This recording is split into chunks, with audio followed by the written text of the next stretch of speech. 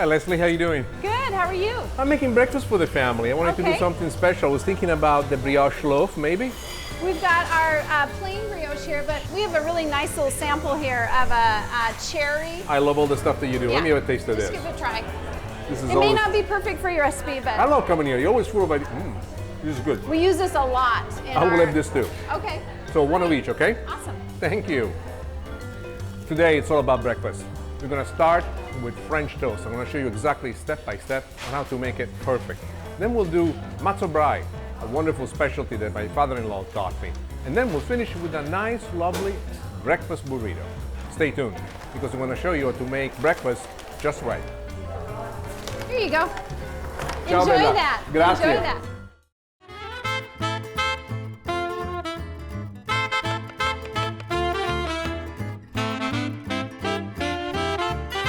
Spicy, just right.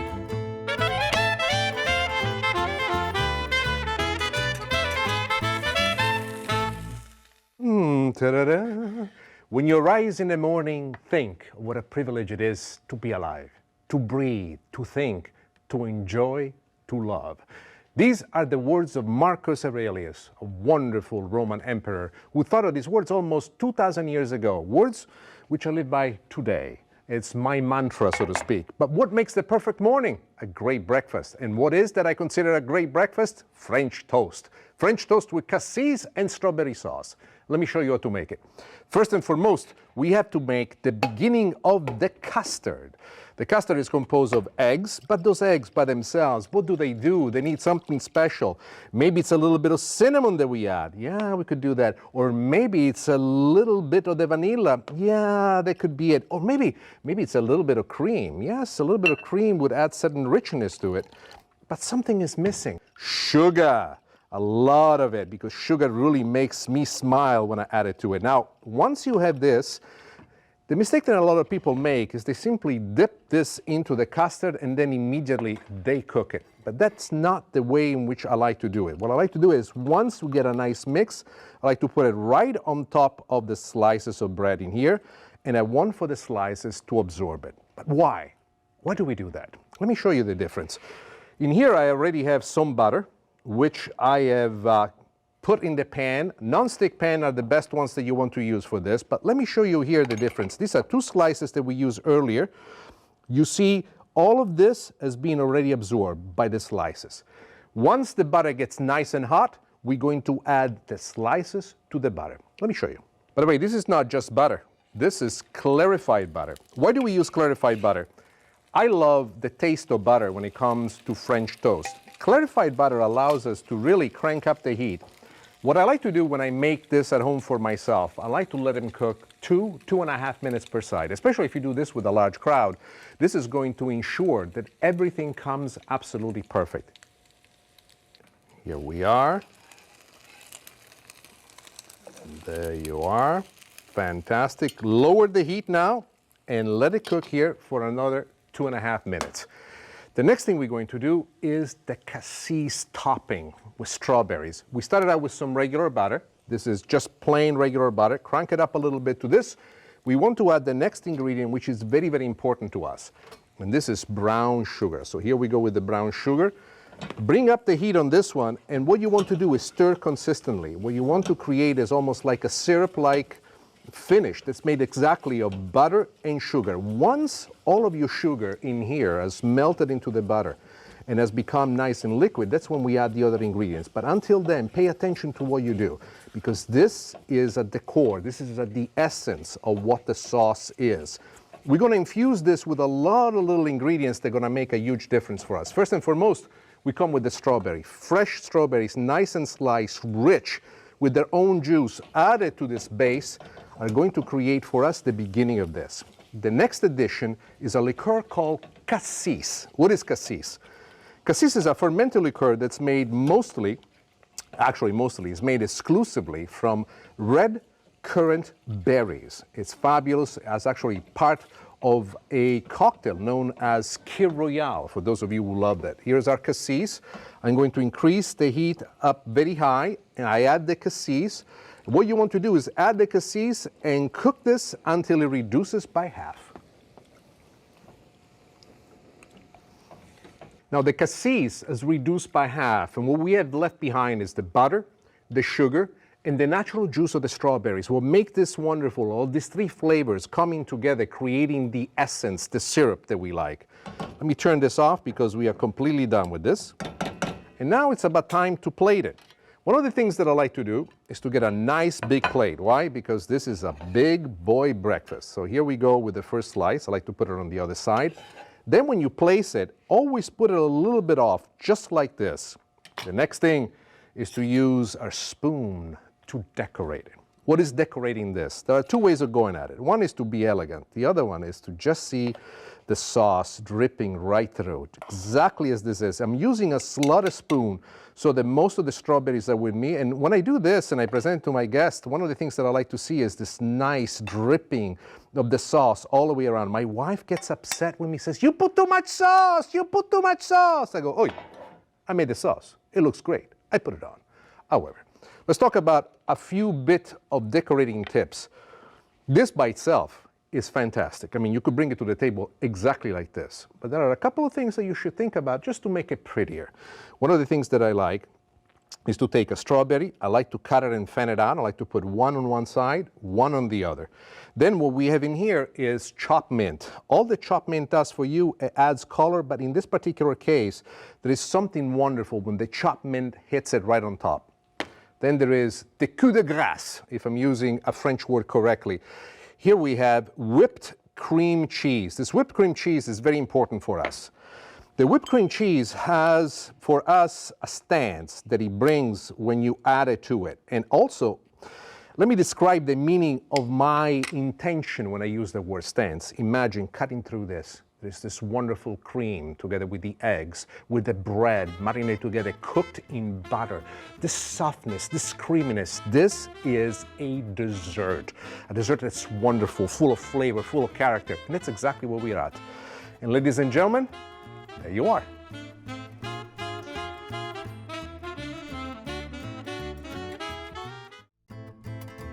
I love cooking with clarified butter.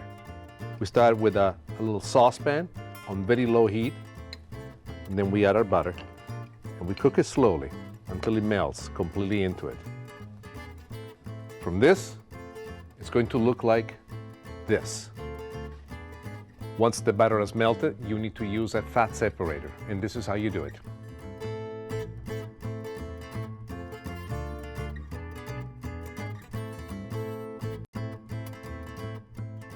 Just let it rest for a couple of minutes and the milk solids will fall right to the bottom.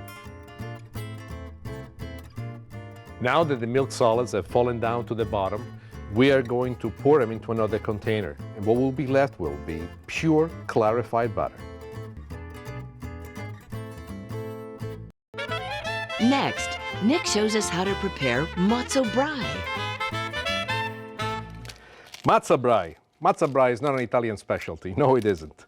What is matza to begin with? Well, matza is a cracker. You can see what I'm doing with it. Here is the whole cracker. As you can see, it's very thin, it's very dry, and it has a significance to it which is very important, both religiously and historically. Matzah basically is unleavened bread that the Jewish people had to make on their haste escape from the slavery under which they were in the Egyptian Empire. And as they made their exodus across the desert, they could not wait for the bread to rise, and they made this cracker. This cracker to this very day, over the holidays of Passover, is used as a reminder of the bondage under which they were and the freedom later that they achieved. But to me, it's something else. To me, it's a memory of one of the most important men in my life, next to my own father, Saul, my father-in-law. Saul welcomed me in his family, and as I taught him how to make pasta with meatballs, spaghetti, tomato sauce, he taught me how to make matza braai. And when I asked him, who eats matza braai? He says, "Hey kid, matza braai is the favorite breakfast of my girls. And since you're marrying one of them, it's a more good thing for you to learn how to make it." And step by step, he showed me how to do it. So here is this recipe, and we'll pay homage to this man who's so great in my life. The first thing that you want to do before we move to anything else, we have to soften the matzah. How do we do that? Very simple. You notice that I have quite an involved get-up in here, and the get-up that you see is that I broken them in pieces. There is a strainer in here and a bowl underneath to catch what? the hot water. I have a pot of hot water in here. I will put this around, and as I do, I try to hit every corner of it. After we put this on top of it, you want to let it sit for just a couple of minutes to make sure that the matza softens up. Why is that important? It's important because at this point you want to give it almost a cream-like consistency once you mix it with the eggs. Now, let me move on and let me show you exactly what I mean, and you will see where I go with this. Here we have the eggs. At first, it looks as simple as making scrambled eggs. And in a certain way, it is as simple as making scrambled eggs.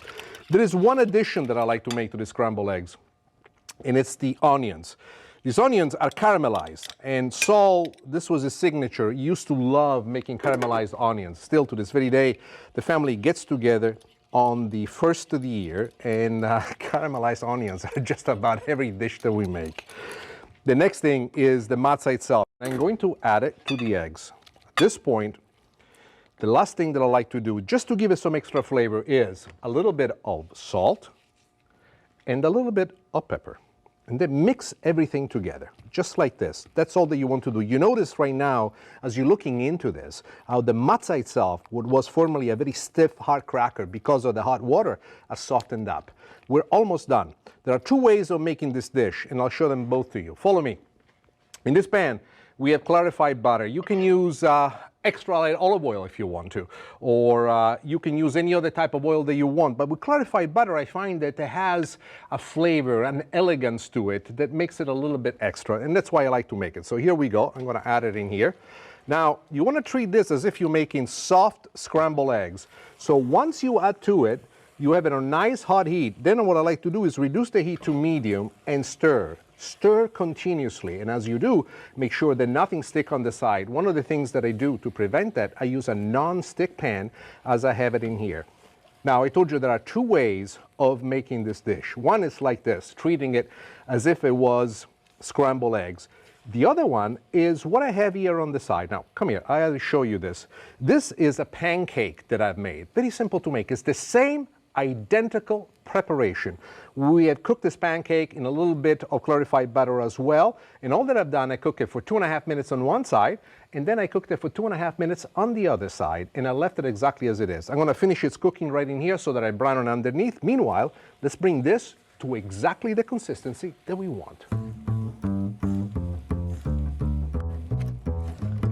We're basically done. There is just a little bit more of decoration that we need to do, but we don't need to do it in the pan. So let me turn this off altogether so it does not overcook. And now I will get ready and I'll show you exactly how to make it. I like to pile it high in a bowl like this. And what I like to do at this point is to use my favorite spoon that I always have with me. This spoon takes me to battle everywhere I go. Plus, it makes me feel as if I conduct an orchestra. In my head I am, but here we go. Now watch this. This is very important. I like to put a little bit in the middle. And I like to build it up just like this. This is one of those things that people say, no, it's too much. Do not listen to them. This is not too much. This is barely enough, and you will see what I mean. Two types of decorations that we're going to do. The first one that I love is the adding of the applesauce right on top of it, just like this. Next to the applesauce, we go with sour cream. And watch this as well. A nice big dollop right on the top. Doesn't matter if it goes and collapses on the side, it's the flavor that counts. And then chopped chives. You can add anything you want. To me, chives are ideal for this. So this is one version on how it can be made. Let me show you how to plate the other version. I'll move this on the side, bring out the other little plate that I have set up. Mamma mia, che bellezza, veramente una cosa incredibile. I know, Italian and Matza Braai don't go well together, but if you were like me, see me in the kitchen with Saul, having this time together. This man always supported me for everything that I wanted to do. When I told him that I was going to go into the cooking business, when I was instead in the finance business, he said, you can do anything you want. And he believed me. Forever, I'll be grateful to him. So let's go with the same decoration here as well. We go with the apple sauce right on top of it. And then a little bit of the sour cream. Now remember, the sour cream is almost like a little bit of an ice cream-like taste on it. And once you cut through, I want you to imagine these flavors. You cut through, there's the onions, the salt, the pepper, the matzo itself that now is plumped up because it's picked up this water. Plumped up with the egg yolks itself, giving you this wonderful finish. And a little bit more of this. Ladies and gentlemen, here we are. This, that's so pretty, it's for you. This, instead, right here, this is for me. Sol, I love you. I will always remember you. Buon appetito. La fine del mondo. Buonissimo, buonissimo. What is the easiest way to peel and chop a clove of garlic? You will need this, a pastry scraper, and this is how you do it.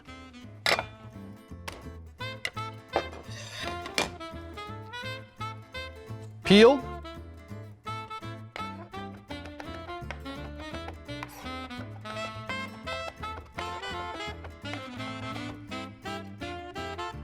And chopped.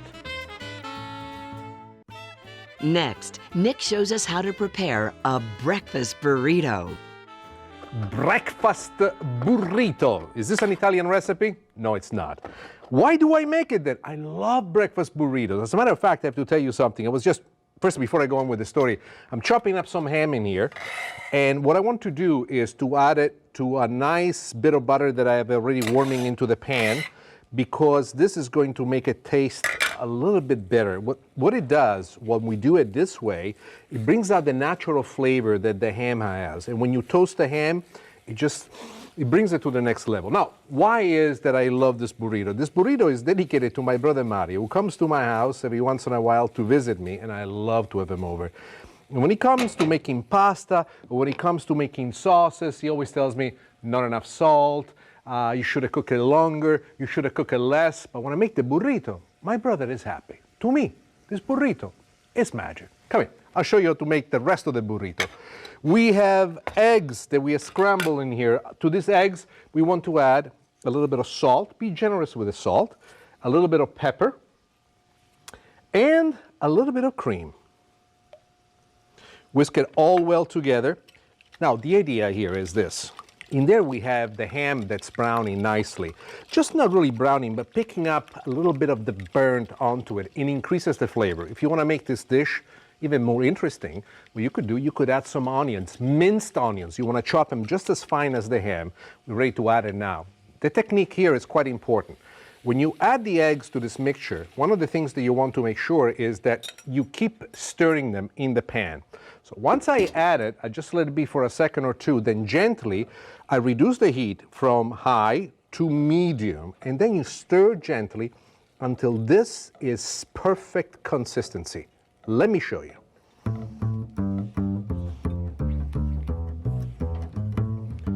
We're almost there with the consistency that we want. As you can see, the eggs are starting to change color. You can see them becoming nice and creamy the way they're going in together.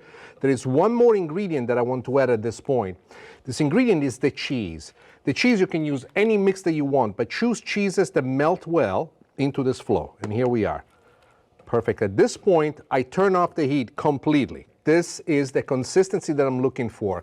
I'm going to take the eggs off the heat. I'm going to put them right next to my cutting board. The next thing that we want to do is concentrate on making the tortillas. I'm using flour tortillas. I find that they're the best. I'm basically right now having two pans which I preheated. It's important that the kind of pans that you use are non-stick. Why? Because if this is the first time for you to do it, one of the things that this will guarantee is that none of this will stick to the bottom. And you want to use your hands. When you use your hands, be very careful. What you want to do is to really make sure that the tortillas pick up the softness of what you want. For that to happen, you have to rotate them. They will, I wouldn't say burn up, they will brown up a little bit on the side underneath it, and that is fine, nothing wrong with that. But what we're trying to do is to make them soft again. So here we go. One here, one there. This is the first one that's really gotten us to the consistency they want. See how much softer it is? Do you see it? See the difference between this and when I put it on? This is what we're looking for. Now this is almost ready for us to fill. Come here with me. I'm going to put it right here.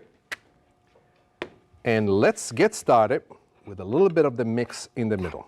Now, you can see the cheese oozing. Oh, just imagine.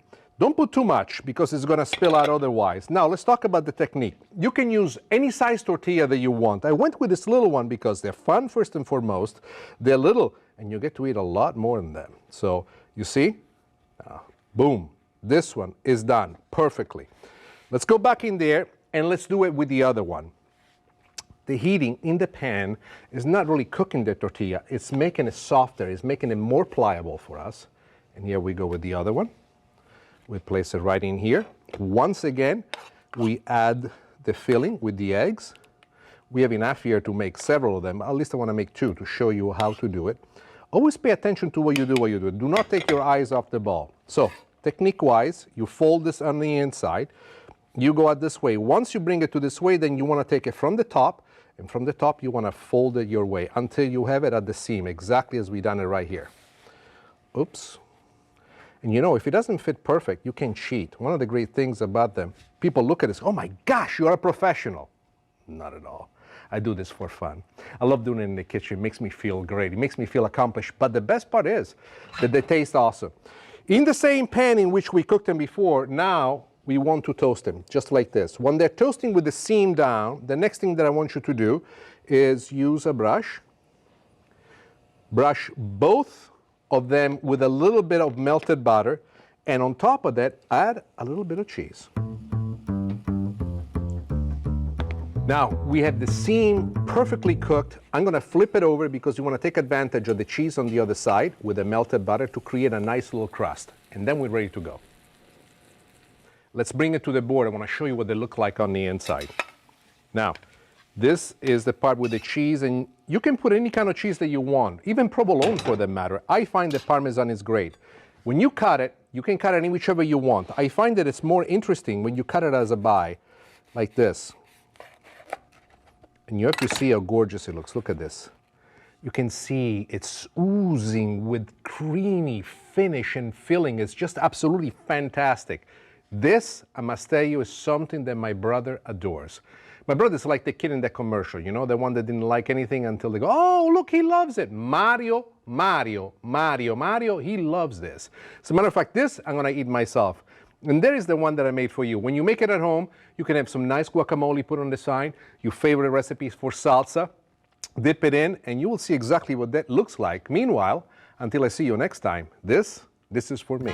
Signori e signori, ciao a tutti.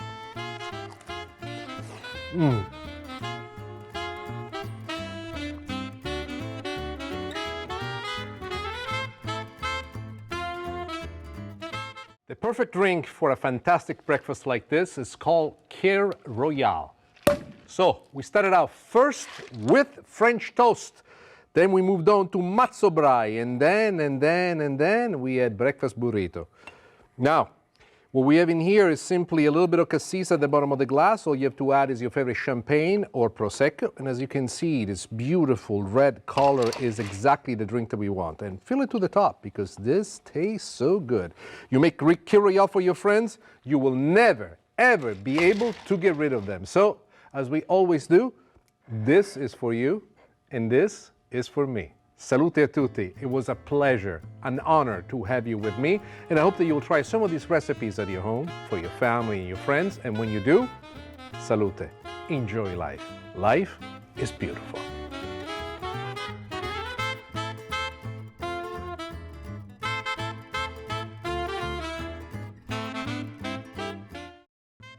Chocolate bread pudding with 2 chocolates. It's easy to make with ingredients that you find at your local supermarket, and it tastes great. In this saucepan, I have some milk, some cream, and I've added some chocolate. I melt it all together to make chocolate sauce. We're gonna add this to the other ingredients. We have egg yolks in here. To this egg yolks, we're gonna add some whole eggs. Mix them real well. To this, we're going to add some vanilla extract. And then, our magic ingredient, sugar.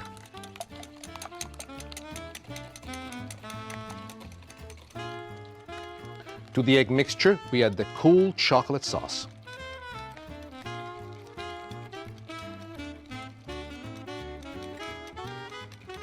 Now, this is the part I love the most. To our bread, we add white chocolate